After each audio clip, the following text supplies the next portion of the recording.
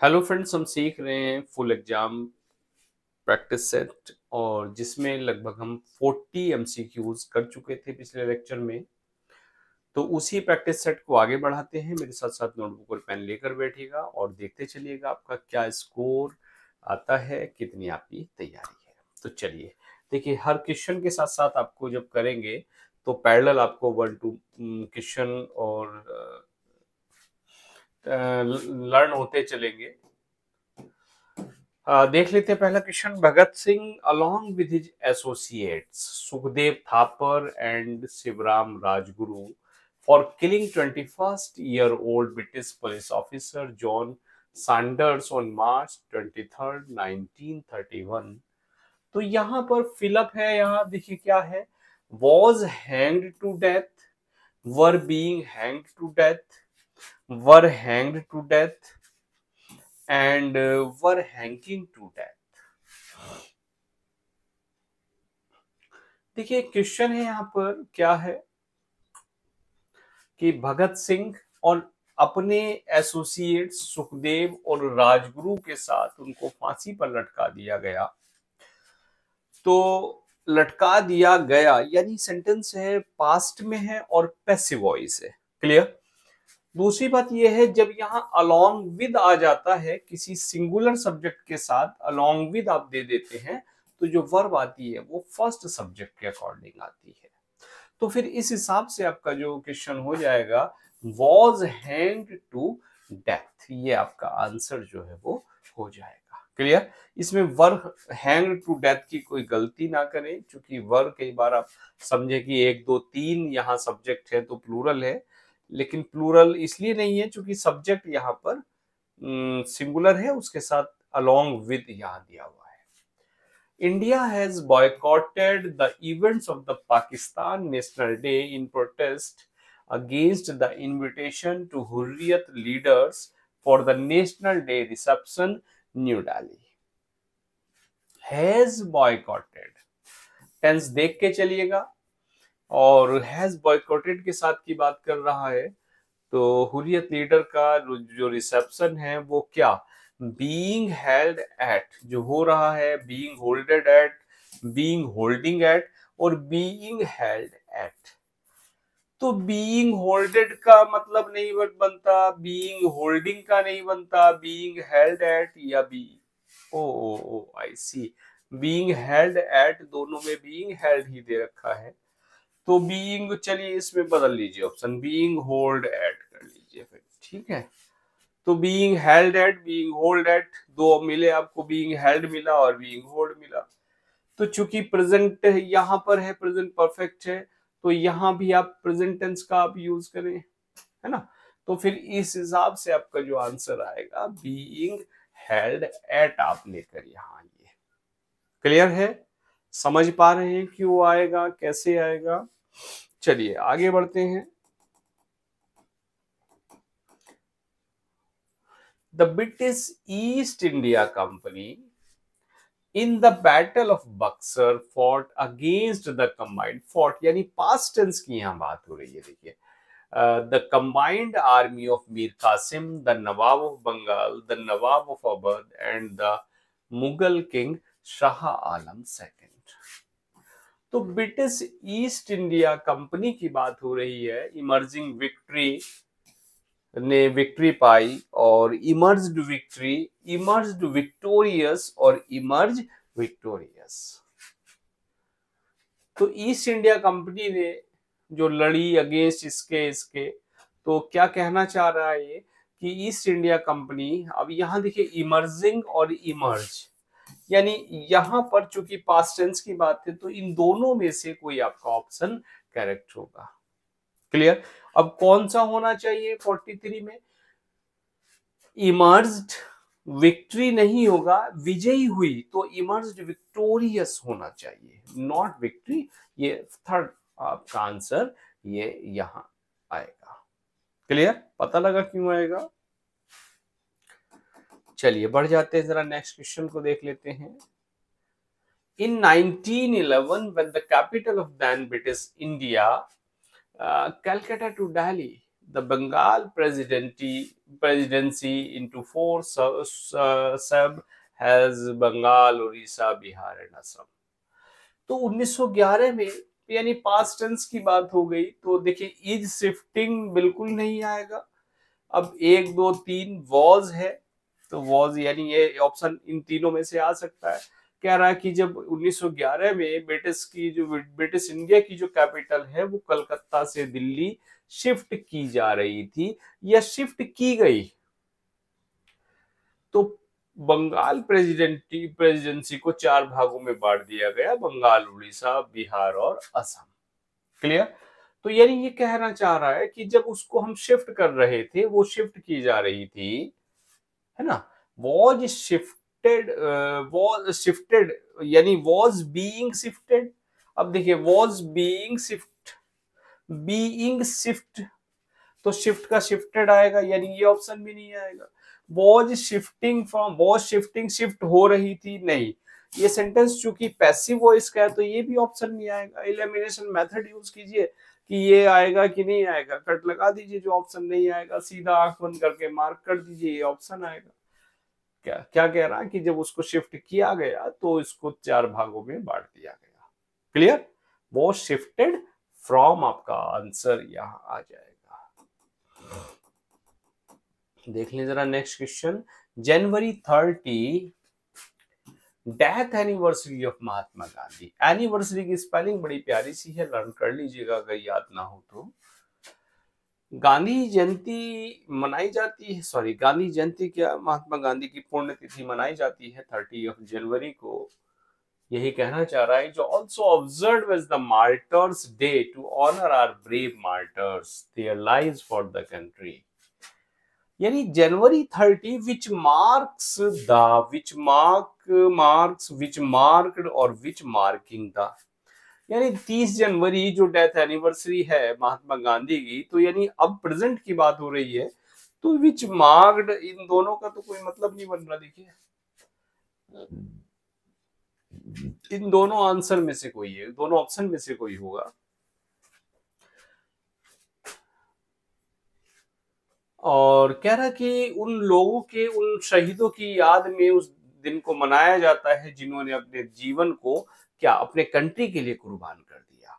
तो who has sacrifice या who have sacrificed, बाद वाले ऑप्शन से, बाद वाले फिलअप से यह क्लू मिल रहा है, क्योंकि आपका आंसर फर्स्ट ना होके सेकंड हो जाएगा। क्या कि जनवरी 30 विच मार्क्स द, जो डेथ एनिवर्सरी मनाई जाती है, जो डेथ एनिवर्सरी मार्क की जाती है, उसमें उसको मार्टर डे मनाया जाता है, क्योंकि वो हमारे जो देश में शहीद हुए हैं लोग, उनके लिए। क्लियर?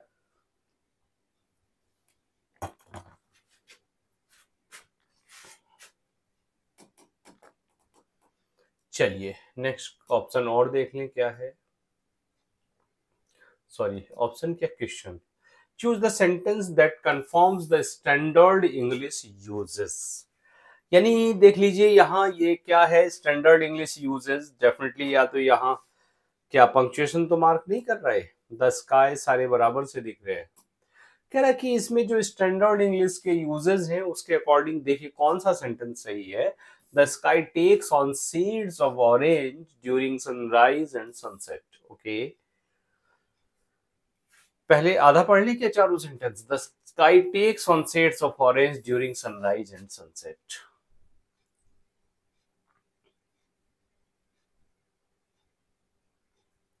सेम है, the sky takes on shades of orange during sunrise and sunset, यानी पहला सेंटेंस सबका सेम है। The colour that is being being given का यूज होगा, बीइंग गिव नहीं आएगा, राइट। देखिए बीइंग गिव का कोई मतलब नहीं है, बीइंग गिवन यानी जब पैसिव वॉइस में है सेंटेंस तो वो आपकी थर्ड फॉर्म वहां पर आती है। The colour that will be gave, अब देखिए will be gave, will be given आएगा, विल बी गेव, तो यानी ना ये है स्टैंडर्ड इंग्लिश ना ये है। पंक्चुएशन तो नहीं कहिए आप, स्पॉटिंग एरर की तरह ही यहाँ कह लीजिए आप सेंटेंस को, जो ये कहना चाह रहा है स्टैंडर्ड इंग्लिश में। The colour that gives you hope, okay ठीक है, that the sun will set only to rise again. The sky takes on shades of orange during sunrise and sunset. The color that is give you, देखिए that is give you, that is given to you, है ना। तो ये भी नहीं आएगा फिर आपका, ये भी।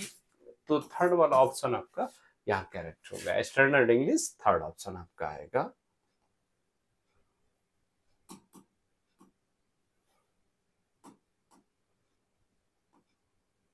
Natural environment plays a great role in the existence of life on earth and it was helps human beings। देखिए it was helps, यहाँ कोई मतलब नहीं है। it was helps का was के साथ कभी helps नहीं आएगा, या तो it helped आएगा या helping आएगा, कुछ ऐसा कुछ तो आना चाहिए था, राइट। तो ये नहीं आएगा, यानी आंसर ये ऑप्शन गलत है आपका। देख लीजिए जरा सेकंड सेंटेंस को, plays a great role and it was been help. देखिए it was been help incongruous, बिल्कुल नहीं आ सकता। It had been helped human being, animals and other living things to grow and develop naturally. आपके answer इन दोनों में से ही कोई होगा। Natural environment plays a great role in the existence of life on earth and it helps।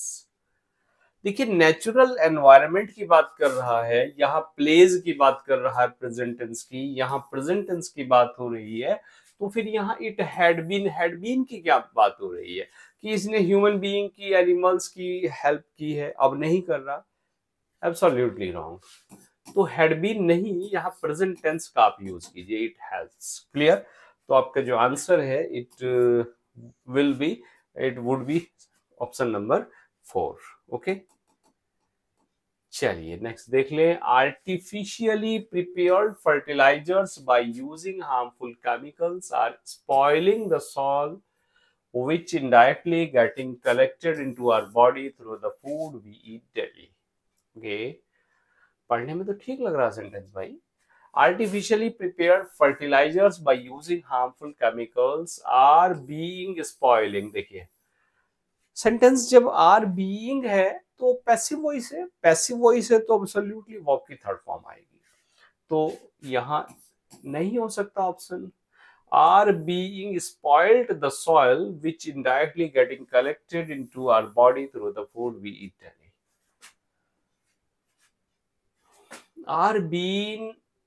are being spoiled,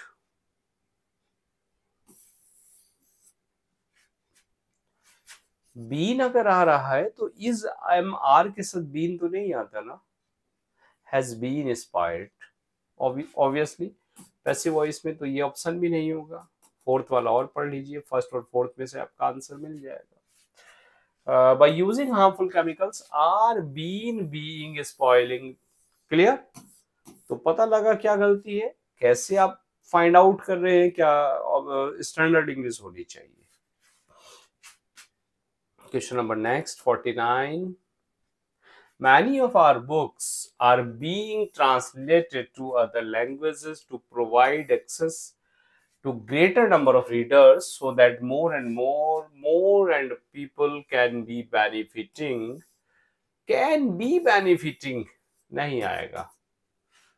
Provide access to greater so that more and people can benefit, ताकि लोग benefit पा सके। हाँ ठीक है, समझ में आती है बात कि बहुत सारी बुक्स जो है, देखिए प्रेजेंट टेंस है यहाँ, आर बीइंग ट्रांसलेटेड, उनको ट्रांसलेट किया जा रहा है दूसरी लैंग्वेजेस में, ताकि बड़े पैमाने पर जो रीडर्स हैं और दूसरे लोग हैं वो उनसे बेनिफिट पा सके, नॉलेज शेयर थ्रू देम, और नॉलेज शेयर कर सके, राइट।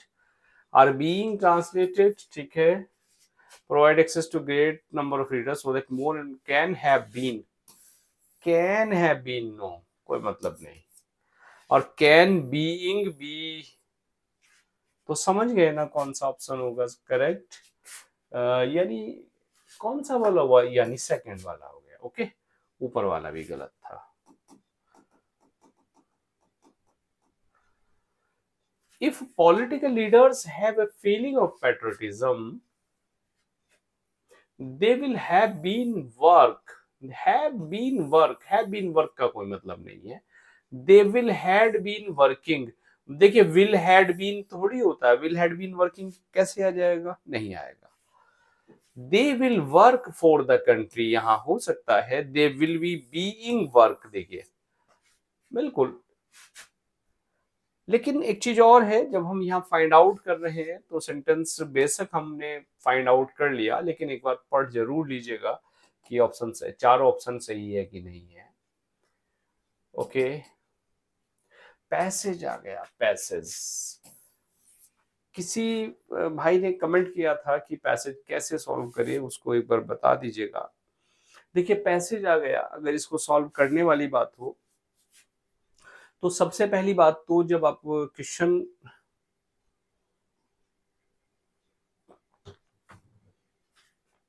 पेपर को सॉल्व करें तो मेरा अपना मानना है, हो सकता है आपकी ओपिनियन थोड़ी वेराई करती हो, लेकिन मेरा अपना मानना है कि क्वेश्चन पेपर में जो पैसेज है, चूंकि ये टाइम टेकिंग होता है, अमूमन 1 से 2 पैसेज आते ही आते हैं, 1 पैसेज आ जाए, वेल 1 तो एटलीस्ट होता ही होता है, कई बार 2 पैसेज भी वहां देखने को मिलते हैं। अगर आप क्वेश्चन पेपर की शुरुआत में पैसेज को करने बैठ गए तो हो सकता है 1 घंटा आपने उसी में लगा दिया, एक बार में समझ नहीं आएगा, दोबारा पढ़ने पे लग गए, तीसरी बार पढ़ने पे लग गए, तब आपने उसको सॉल्व किया। लेकिन सॉल्व करने के बाद जब घर आके मैच करेंगे या आंसर की आएगी तो ये कोई गारंटी नहीं है कि वहां आपके सारे आंसर सही होंगे, है ना। तो पैसेज के मामले में करना क्या है, जब आप क्वेश्चन पेपर कर चुके, टाइम मैनेजमेंट करके चलिएगा। कैसे क्या करना है एक बार स्ट्रेटजी आपको बता दूंगा, थोड़ा सा एक वीडियो बना दूंगा प्रॉपर इस पे भी। तो जब आप क्वेश्चन पेपर कर चुके, लास्ट टाइम बचा के रखिए अपना टाइम, आधा घंटा, 40 मिनट्स, 50 मिनट्स, जितनी आप बचा पा रहे हैं, राइट, उसमें आप पैसेज को करना शुरू कीजिए। पहले पैसेज एक बार पढ़िएगा, दोबारा पढ़िएगा, कम से कम 2 बार आपको पढ़ना ही पड़ेगा, क्योंकि एक बार में आप उसमें से कहीं कुछ आप फाइंड आउट नहीं कर सकते, कहीं किसी क्वेश्चन का आंसर आपको नहीं मिलेगा।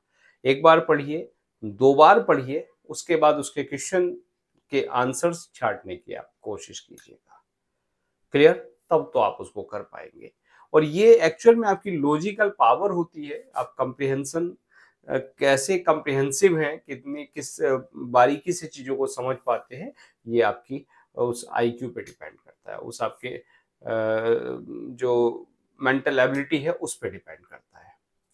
तो इसके लिए कोई हार्ड एंड फास्ट रूल नहीं है कि पैसेज को हम कैसे सॉल्व करें, सब एक तरह से सॉल्व होते हैं। हो सकता है किसी पैसेज में आपके मार्क्स ज्यादा आ जाए, मेरे कम आ जाए, तो ये कोई इसके लिए हार्ड एंड फास्ट रूल नहीं है, कोई क्राइटेरिया पैसेज के लिए मेरे विचार से नहीं है। तो यहाँ पैसेज है, एक बार पढ़ लीजिएगा। अब इसको करने के लिए 10-15-20 मिनट क्यों वेस्ट की जाए, इसको आप एक बार देख लीजिएगा। स्लोली मैं इसको स्लाइड कर रहा हूँ, बाद में आप इसको सॉल्व कर सकते हैं, एक बार अपने आप करके देख लीजिएगा। क्लियर।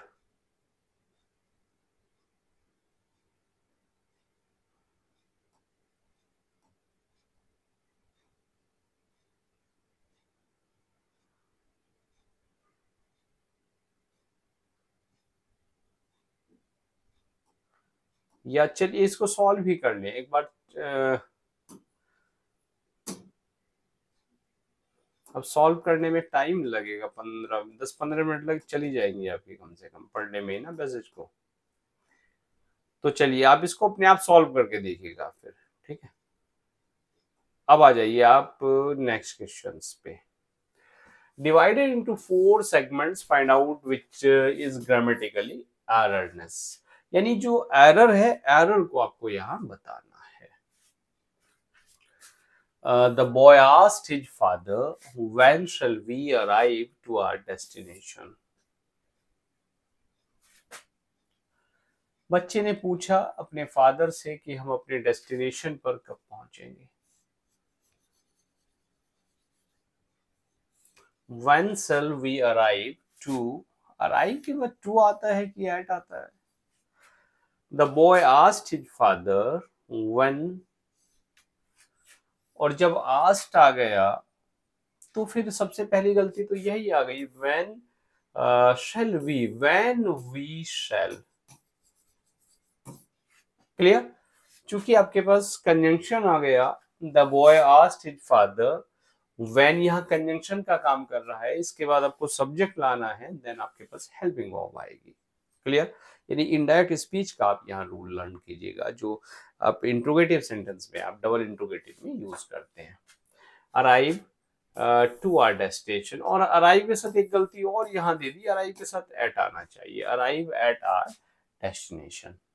क्लियर?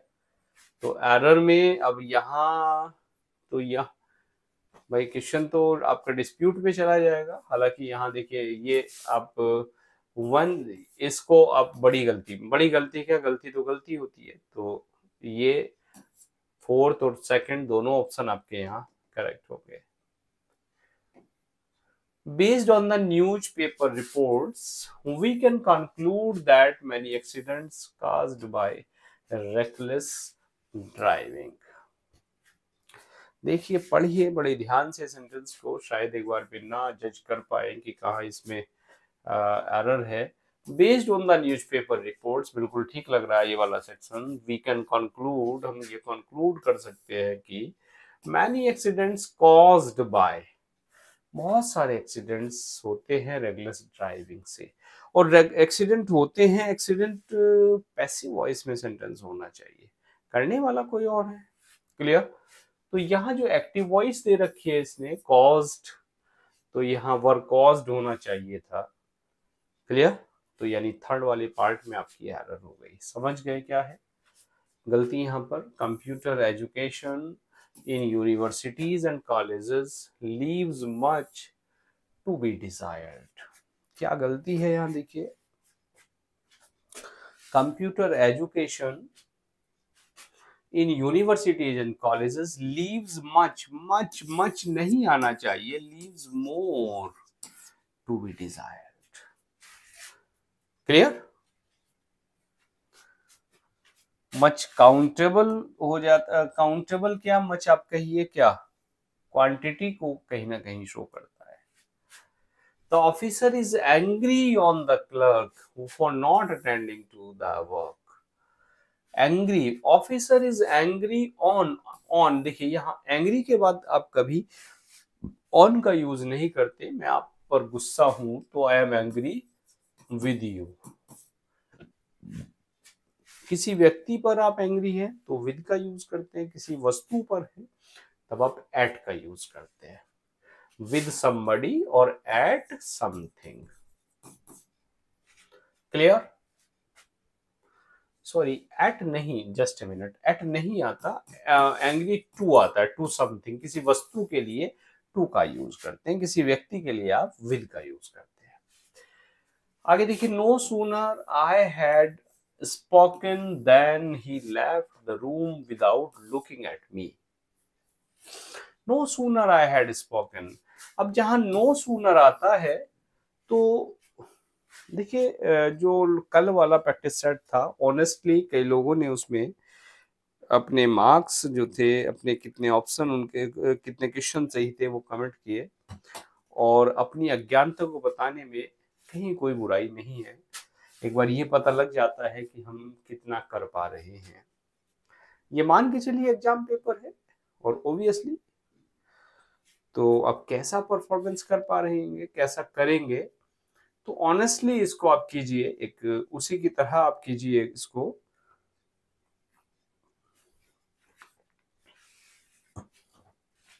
और जो आपका स्कोर आ रहा है एक बार कमेंट करके जरूर बता दीजिएगा। नो सूनर जहां आता है वो इन्वर्जन को फॉलो करता है। नो सूनर के बाद आप सिंपल सी बात ऐसे मान के चलिए, इसके बाद आप हेल्पिंग वर्ब को यूज कीजिए। No sooner I had spoken को आप कहिए, no sooner had I spoken, had I spoken. Clear? तो ये वाला पार्ट आपका, यानी सेकंड पार्ट आपका यहाँ एररनेस है, इसमें गलती यहां पर है। क्लियर? चलिए आगे बढ़ते हैं। 61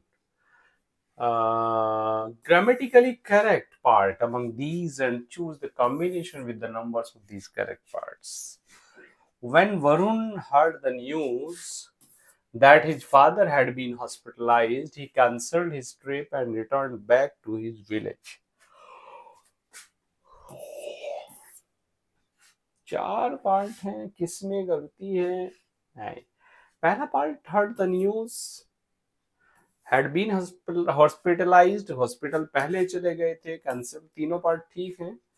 देखिए गलती नजर आई, रिटर्न बैक, मैं स्कूल से लौट आया, मैं स्कूल से वापस लौट आया। जब हमने कहा लौटना, मैं स्कूल से लौट आया, तो लौटना तो अपने आप में वापस होता है, राइट? तो ये सुपरफ्लुअस यूज है। जब भी आप किसका, रिटर्न का यूज कर रहे हैं तो उसके साथ बैक आप नहीं लगाते, यानी इस पार्ट में एरर है। बाकी तीनों ग्रामेटिकली करेक्ट है। तो यहाँ पर pick out the grammatically correct, यहाँ इनकरेक्ट इसको कहना चाहिए। यहाँ स्पेलिंग एरर आप मान लीजिएगा यहाँ, और मानना क्या है ही गलती यहाँ पर। तो ये ऑप्शन आपका इस में एरर है। तो ऑप्शन देख लीजिए, फर्स्ट में फर्स्ट एंड सेकंड, तो फोर्थ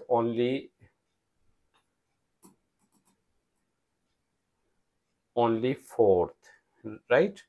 तो यानी ओनली फोर्थ है आपका, ये रहा, यानी ये ऑप्शन आपका करेक्ट हो जाएगा। None of the diplomats who were present at the conference were able either to comprehend or solve the problem. Okay. None of the diplomats, देखिए none के साथ who were present at the conference was able either to comprehend or either or, yes, either or की जब बात होती है, either or, दोनों जब दो इक्वल चीजों में तुलना होती है तब वहां either or का यूज आप करते हैं। यहाँ ऐसा कुछ नहीं दिख रहा है, तो पहली बात यहाँ, और जब नेगेटिव सेंटेंस आपका नन हो गया तो फिर आइदर का आप यूज ना करें। हालांकि नन के साथ आप अकेला और का यूज आप कर सकते हैं। तो एरर न इस पार्ट में है, हु वर प्रेजेंट, चूंकि डिप्लोमेट्स की बात हो रही है तो वर यहाँ सही है इसके अकॉर्डिंग। तो एरर आपकी इस वाले पार्ट में है, बाकी यहाँ भी कोई गलती नहीं है। तो शायद थर्ड वाला ऑप्शन देख लीजिए, ओनली थर्ड, तो फोर्थ वाला ऑप्शन आपका करेक्ट हो गया। Clear?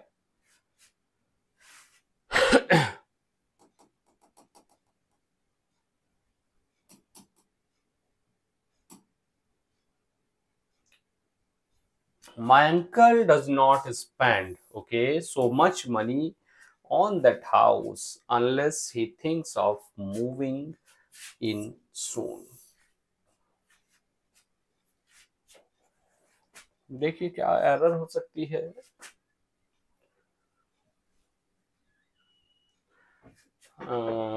My uncle does not spend, मेरे अंकल पैसा खर्च नहीं करते, अधिक पैसा उस घर पर, जब तक उनको अनलेस ही थिंक्स, जब तक वो उसमें जाने लायक उसको नहीं समझते।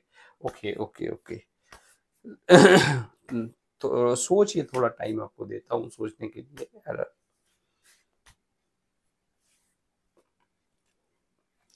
देखिए एरर की बात करें तो यहाँ इसने अनलेस दे रखा है। अनलेस है तो डेफिनेटली कंडीशन है, और जब कंडीशन है तो कंडीशन में प्रेजेंट टेंस, ये डज नॉट का यूज नहीं होगा। क्लियर? या तो आप कैन नॉट का यूज करेंगे, कैन नॉट, या फिर विल नॉट का यूज करेंगे। प्रेजेंट इंडेफिनिट का यूज आप नहीं करेंगे। किस लिए नहीं करेंगे? क्योंकि अनलेस है यहाँ पर। तो गलती आपकी फर्स्ट पार्ट में है, यानी ओनली वन, ये वाला ऑप्शन आपका करेक्ट हो जाता है। Clear?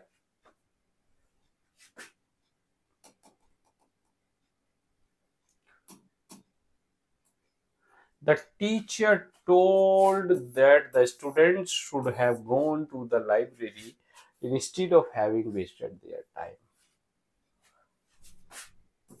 The teacher told that the students, समझ रहे होंगे गलती, डेफिनेटली समझ जाएंगे। कई बार कोई छोटी गलती छिपी होती है किसी बड़े सेंटेंस में, तो हमें लगता है हम फाइंड आउट ही नहीं कर पाते उसको।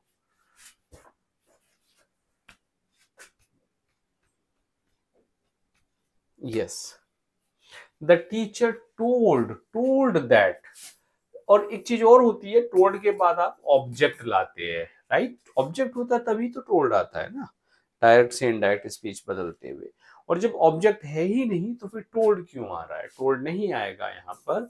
The teacher said that. Clear हो गया? तो आपकी एरर इस पार्ट में आपकी हो गई 64 के फर्स्ट पार्ट में, यानी ओनली वन, ये वाला ऑप्शन आपका करेक्ट हो जाता है।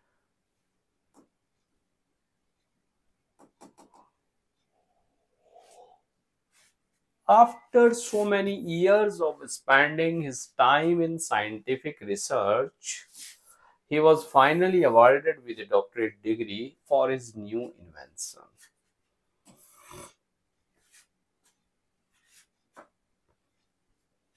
देखिए क्या एरर हो सकती है यहाँ पर। After so many years of spending in scientific research में बहुत साल बिताने के बाद, खर्च करने के बाद, उसको फाइनली डॉक्टरेट डिग्री मिल गई अपने नए इन्वेंशन पर। समझ गए होंगे, डॉक्टरेट डिग्री मिलती है, इन्वेंशन पे थोड़ी मिल रही है। डॉक्टरेट डिग्री को तो रिसर्च पे आपको मिलती है, राइट? तो यानी फोर्थ वाले पार्ट में आपकी एरर है, तो ये ऑप्शन आपका फोर्थ, ये वाला ऑप्शन आपका करेक्ट हो जाता है। Yes, question number 66 to 69, synonym आपको बताना है।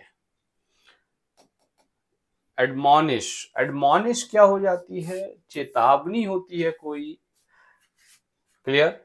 या फटकारने के सेंस में आप एडमोनिश को यूज करते हैं, यानी पनिश, कर्स, डिसमिस, रेप्रीमेंट। तो क्या हो गया ऑप्शन आपका?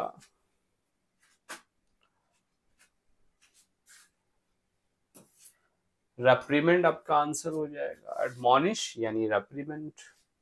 डिलीजेंट फटाफट से मार्क कर दीजिएगा, लेकिन ऑप्शन चारों जरूर पढ़िएगा, गलती मत कीजिएगा। डिलीजेंट बड़ा कॉमन सा वर्ड है, परिश्रमी जिसको आप कहते हैं, यानी प्रोग्रेसिव, ब्रिलियंट, इन्वेंटिव यानी हार्ड वर्किंग। ओके, तो सीधा सा देखिए, लेकिन एग्जाम में जब भी ऑप्शन, चार ऑप्शन जरूर पढ़िए जो भी आप कर रहे हो वहां क्वेश्चन। पायस, पायस हो जाता है पवित्र यानी प्योर। और प्रिटेंशियस, क्लीन एंड डिवाउट। पवित्र है तो क्लीन भी मिलता जुलता सही है, साफ। डिवाउट है धार्मिक, है ना? और प्रिटेंशियस दिखावटी हो गया, बनावटी हो गया। प्योर यानी शुद्ध हो गया। तो पायस की बात करें तो पायस आप डिवाउट, धार्मिक के अर्थ में आप यूज करते हैं, किसी भक्त के अर्थ में आप यूज करते हैं पायस को। तो फोर्थ वाला ऑप्शन आपका ज्यादा नजदीक हो रहा है इसके, ये हो जाएगा इसका आंसर। एंड ब्राउज करना, यानी ब्राउज करना, सर्फिंग आप करते हैं, ब्राउज करते हैं, कोई इंटरनेट पे कोई फाइल को ढूंढते हैं, किसी आप साइट को ढूंढते हैं, साइट ब्राउज करते हैं, उस सेंस में आप इस वर्ड को यूज करते हैं। यानी heal, receive, examine and strike. तो ना हील है, ना रिसीव है, ना स्ट्राइक है, तो डेफिनेटली आप क्या कर रहे हैं? एग्जामाइन कर रहे हैं। Clear?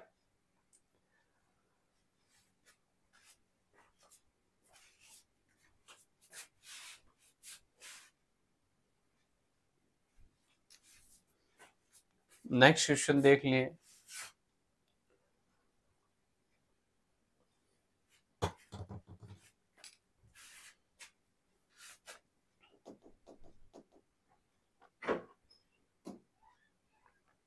The most common form of closing a letter to a close relative.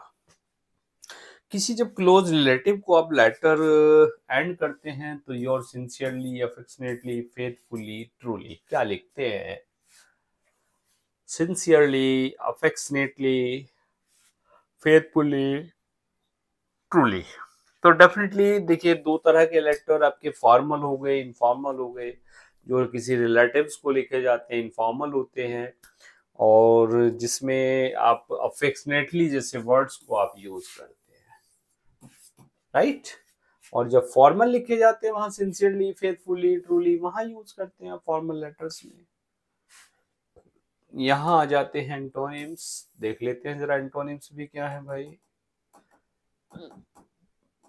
मैं हमेशा से कहता हूँ आपके सिलेक्शन में वोकैब इंपॉर्टेंट रोल प्ले करती है, उसको संभाल के चलिएगा, उसकी प्रैक्टिस जरूर कीजिएगा, बहुत प्रैक्टिस मांगती है vocab. Always, disallow, never, daily, decent. तो ऑलवेज की बात है तो डेफिनेटली क्या हो जाएगा आपका, अपोजिट इसका हो जाएगा एंटोनिम नेवर। ओके, आगे बढ़ जाते हैं एंशंट। और एंशंट की बात करें, एंशंट हो जाता है क्या, प्राचीन, यानी repulsion, modern, disappear and departure. तो एंशंट है तो क्या हो जाता है, मॉडर्न हो जाता है, और बिटर, बिटर हो जाता है कड़वा, यानी blunt, bold, timid and sweet. तो बिटर है कोई चीज तो डेफिनेटली अपोजिट उसका क्या होगा, स्वीट हो जाएगा।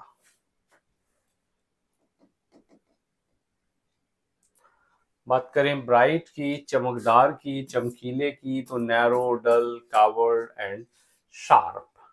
कोई चीज ब्राइट है तो ब्राइट का अपोजिट क्या होगा, कोई ब्राइट यानी चमकदार है तो डेफिनेटली आप कहिए डल। Okay,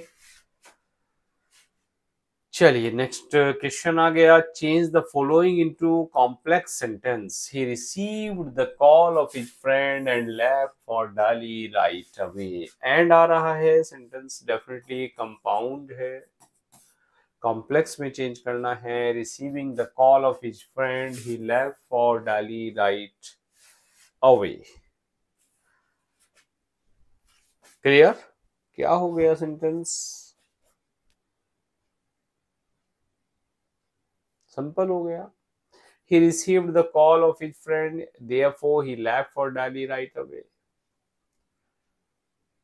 As soon as he received the call of his friends, he left for Delhi. He received the call of his friend and soon left for Delhi. तो भैया as soon as जरा इस पे आइए, एक clause ये हो गई और दूसरी क्लॉज ये हो गई, और सेंटेंस आपका क्या बना दिया इन्होंने, कॉम्प्लेक्स बना दिया। तो आपका आंसर कॉम्प्लेक्स ही चाहिए था, तो थर्ड वाला हो गया। डन। चलिए आगे क्या कह रहा है, करेक्ट फॉर्म ऑफ वॉइस। चलिए एक्टिव पैसिव भी आ गई, ध्यान से करके चलिएगा।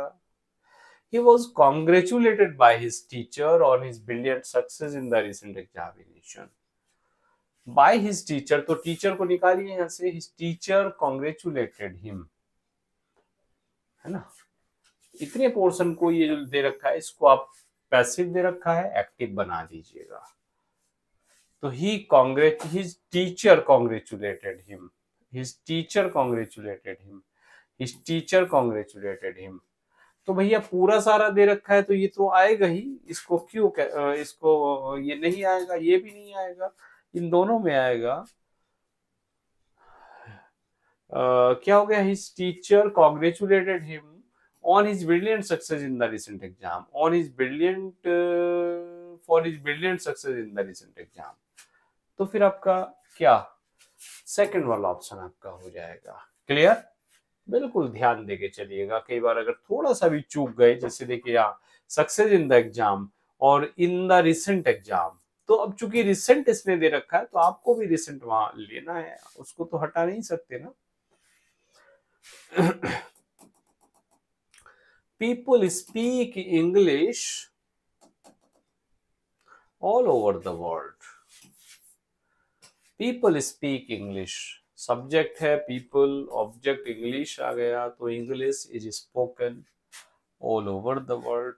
ओके, और बाय पीपल है, अंडरस्टूड है, तो उसको हम नहीं यूज करेंगे, तो पहला ऑप्शन आपका करेक्ट हो जाता है। फिर भी आगे वाले तो पढ़ने ही पड़ेंगे, देख लीजिएगा। इंग्लिश वॉज स्पोकन, वॉज की कोई जरूरत नहीं है, क्यों नहीं है, क्योंकि सेंटेंस प्रेजेंट टेंस में है। तो English is spoken by people, देखिए इसने आधा अधूरा सेंटेंस रख दिया। क्लियर? तो फर्स्ट वाला ही ऑप्शन आपका कंप्लीट हो गया। Who gave you permission to enter, तो हु से हो गया बाय whom, एंड यू है बाय whom, और यू है तो यू के साथ आप चूंकि गेव है यहाँ पास्ट टेंस, तो यहाँ क्या आप वर का यूज करेंगे। बाय whom वर यू, तो by whom were you, by whom was you ये नहीं होगा, बाय whom यू वर ये भी नहीं होगा, बाय whom वर गिवन ये भी नहीं होगा। सिंपल सी बात, by whom were you given permission to enter, ये वाला ऑप्शन आपका करेक्ट हो जाता है। Who gave you permission to enter, तो who का by whom were you given permission to enter। Clear? चलिए 79, the principal has granted him a scholarship, the principal has granted him a scholarship, the scholarship क्या है, a scholarship object हो गया, has का has granted को has been granted हो गया, a scholarship has been, a scholarship was granted,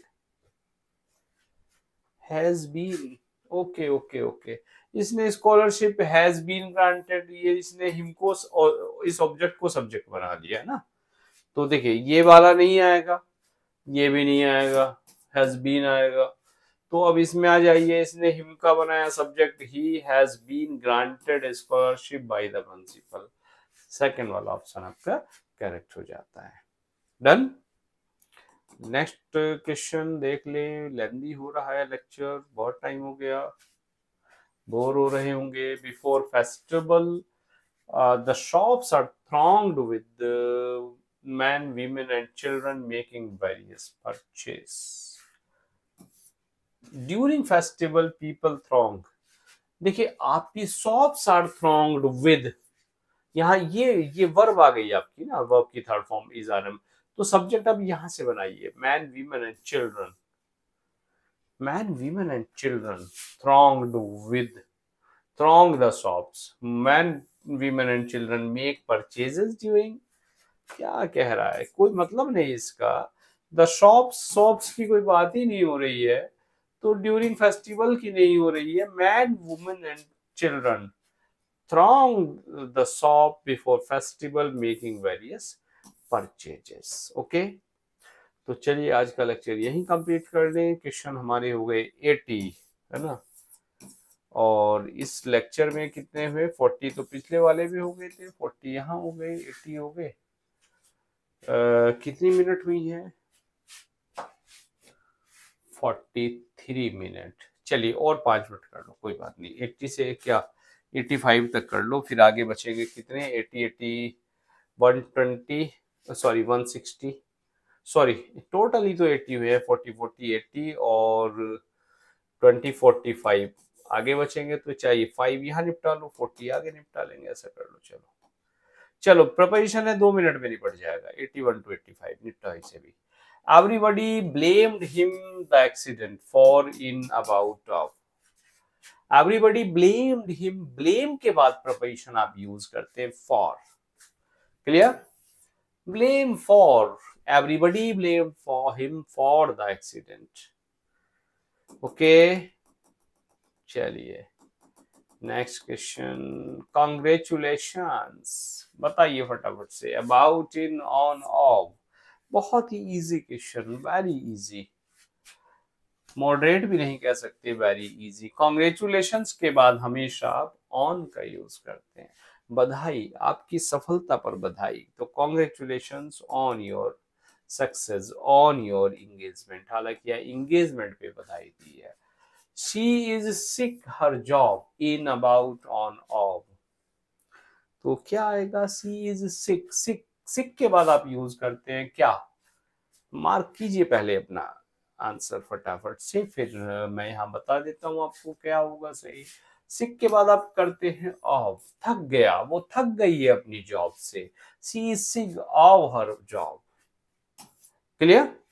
And the mission is United Nation control, about, under, in, of.